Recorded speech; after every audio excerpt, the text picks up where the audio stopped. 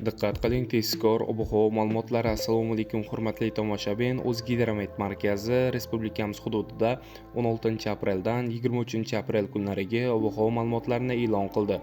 Bunga ko'ra, Qoraqalpog'iston Respublikasi, Xorazm, Buxoro, Navoiy viloyatlarida 16 aprel kuni ba'zi joylarda yomg'ir yog'ishi, momaqaldiroq bo'lishi kutilmoqda.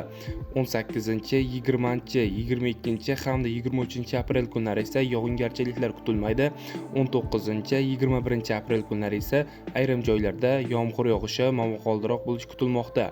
Shamol o'zgaruvchan yo'nalishda 7-12 metr tezlikda esadi.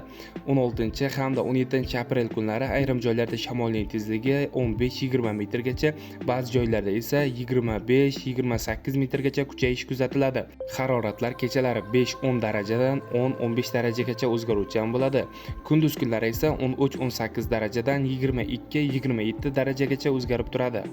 Toshkent, Samarqand, Jizzax, Sirdaryo, Qashqadaryo hamda Surxondaryo viloyatlarida ham havo o'zgaruvchan bo'ladi. 16-17 aprel kunlari yog'ingarchiliklar kutilmoqda. 16 aprel kuni kechga tomon ba'zi joylarda yomg'ir yog'ishi kutilmoqda.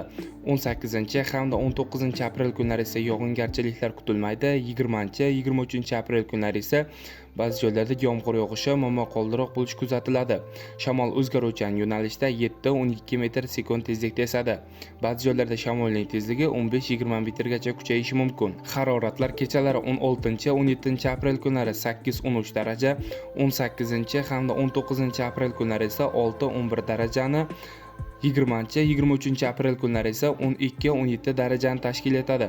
Kunduz kunlari 16-17 aprel kunlari 13-18 daraja, 18dan 23 aprel kunlari esa 20-25 darajagacha ko'tarilib turadi.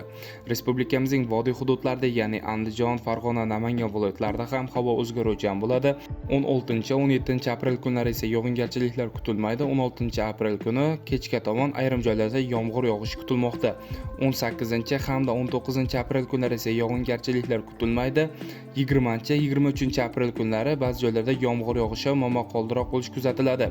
Shamol o'zgaruvchan yo'nalishda 5-10 metr sekund tezlikda esadi. Haroratlar kechalari 16 aprel kuni 10-15 daraja, 17 aprel kuni 8-13 daraja, 18 hamda 19 aprel kunlari esa 6-11 darajani tashkil etadi. 20 hamda 23 aprel kunlari esa kechalar 10-15 darajagacha ko'tariladi. Kunduz kunlari 16 aprel kuni 13-18 daraja, 18dan 23 aprel kunlari esa 20-25 darajagacha ko'tariladi. Sizlarga yetkazmoqchi bo'lgan xabarlarim shulardan iborat edi. E'tiboringiz uchun rahmat. Sog' bo'ling, salomat bo'ling.